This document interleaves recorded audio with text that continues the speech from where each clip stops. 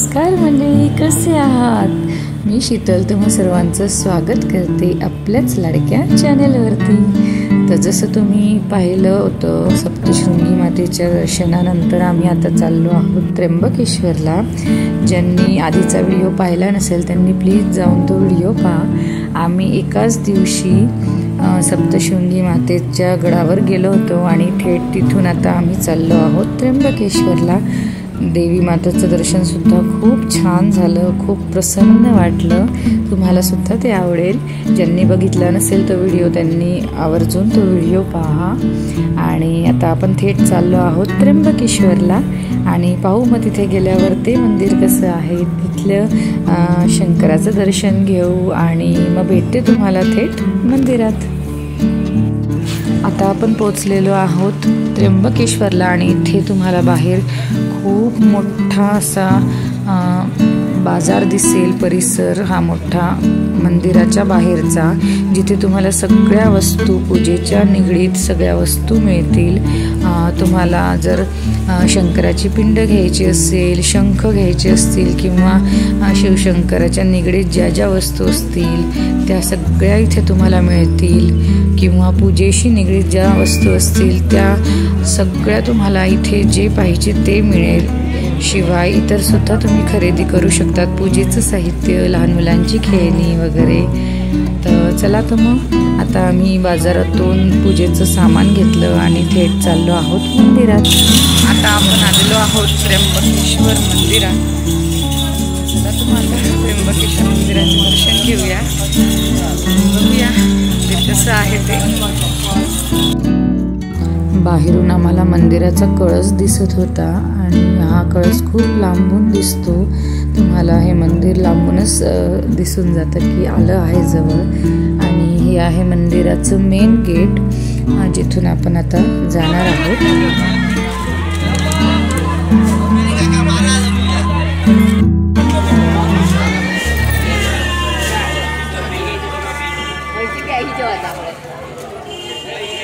सगळे सोबत राहा.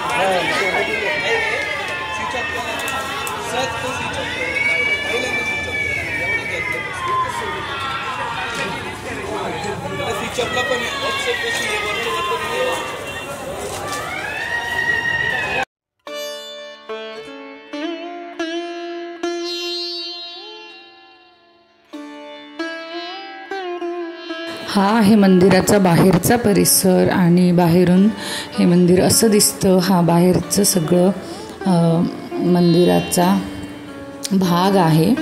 आणि आता आपण चाललेलो आहोत VIP सेक्शनमध्ये. हो, आम्ही VIP तिकीटं काढली होती. पर पर्सन 200 रुपये तिकीट होतं. आणि काही फरक नाही पडत जास्त की VIP तिकीट काढा किंवा नॉर्मली जा, गर्दी तितकीच मिळते. फक्त एवढा फरक पडला की आता नॉर्मल आपण गर्दीमधून गेलं तर धक्कामुक्की किंवा व्यवस्थितपणा नाही राहत. लहान मुलांना गर्दीतून नेणं अशक्य होतं. आणि इथून एवढा फरक पडला की सगळे शांततेत व्यवस्थित लाईनीत जात होते. आणि इथे सुद्धा बऱ्यापैकी गर्दी होती आणि जागोजागी बसायची सुद्धा इथे सोय होती. ही ह्या 1-2 गोष्टी इथे इन्क्लुडेड होत्या. जर तुम्ही VIP सेक्शनमध्ये जाणार असाल किंवा VIP तिकीट घेणार असाल तर मी सांगून ठेवते, गर्दी सारखीच असते, वेळ सारखाच लागतो, जवळपास अर्धा तास. जसं नॉर्मल याच्यामध्ये तुम्हाला जर 2-2.5 तास लागणार असतील तर इथे अर्धा-पाऊण तास कमी लागेल, एवढाच फरक पडेल, जास्त नाही. तर मग आता या सेक्शनमधून आम्ही निघालो आहोत आणि समोर जे तुम्हाला दिसत असेल ते मग नॉर्मल आहे. नॉर्मल लाईन जी मंदिराच्या बाहेरून येते आणि नंतर मग शेवटी सगळे एकत्रच होतात मंदिरात. तिथे तुम्हाला जसं नॉर्मल गर्दीतून जावं लागतं तसंच जावं लागणार आहे. तर मग ठीक आहे, पण नाहीपेक्षा तर बरंच आहे. मग आम्ही गेलो थेट मंदिरात. आता मंदिराजवळ पोचलो आहोत आणि आता मंदिरात जाऊन मी तुम्हाला शक्य तितकं दाखवण्याचा प्रयत्न करेल, कारण एवढ्या गर्दीची शूटिंग घेणं म्हणजे तुम्ही समजू शकता. आणि हो, इथे जागोजागी TV-सुद्धा लावलेले आहेत की मंदिराची पूजा चालू असताना किंवा दर्शन वगैरे घ्यायचे असतील तर त्या TV-तून घेऊ शकता, कारण जवळून दर्शन घेणं शांततेत अशक्य आहे, इतकी गर्दी असते. आम्ही सुद्धा तिथूनच दर्शन घेतले आणि जवळ जाऊन कॅमेराचा संबंध झाला नाही कारण खूप गर्दी होती. जेमतेम दर्शन झाले आमचे सुद्धा, पण झाले.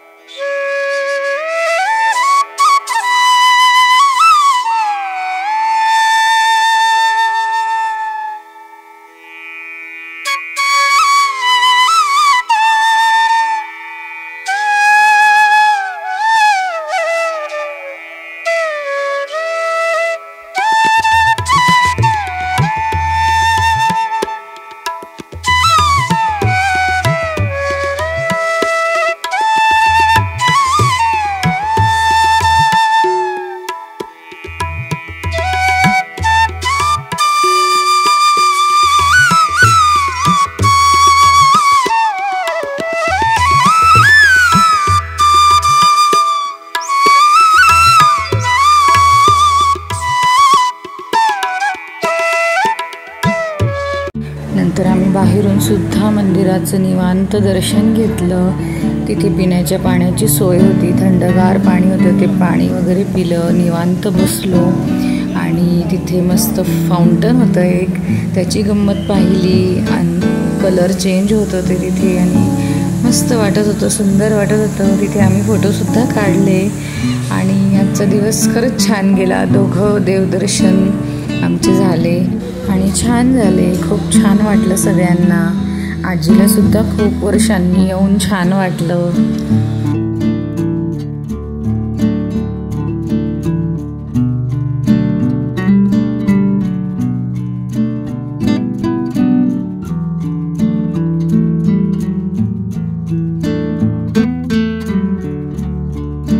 शक्य तितकी शूटिंग घेण्याचा प्रयत्न केलेला आहे. आय होप तुम्हाला आवडेल आणि तुमचं सुद्धा दर्शन होईल.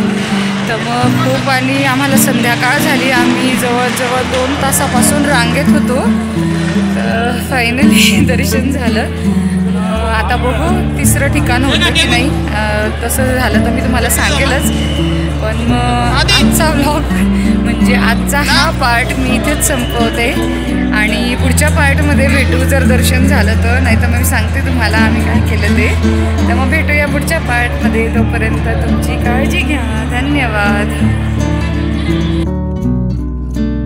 त्र्यंबकेश्वरवरून निघाल्यानंतर आम्ही जाणार होतो गजानन महाराजांच्या मठामध्ये. पण झालं असं की आजीसुद्धा खूप थकली होती आणि उशीरसुद्धा खूप झाला होता कारण गर्दीमुळे आम्हाला खूप उशीर झाला घरी जाण्यासाठी. शेवटी आम्ही घरी जाण्याचाच निर्णय घेतला. मग आम्ही घरी परत गेलो आणि ठीक आहे. पण 2 मंदिराचे दर्शन झाले. वणीचं सप्तशृंगी मातेचा गड केला, नंतर त्र्यंबकेश्वरचा शिवशंकराचं पिंडीचं दर्शन घेतलं. खूप छान दर्शन झाले. सगळ्यांना खूप छान वाटलं. तुम्हाला कसं वाटलं ते मला कमेंट करून नक्की सांगा. आणि हो, हे व्हिडिओ आवडले असेल तर मग लाईक करा, शेअर करा आणि जे कोणी नवीन असतील त्यांनी चॅनलला सबस्क्राईब करायला मात्र विसरू नका. पुन्हा भेटते अशाच छान छान व्हिडिओसोबत. तोपर्यंत तुमची काळजी घ्या. धन्यवाद.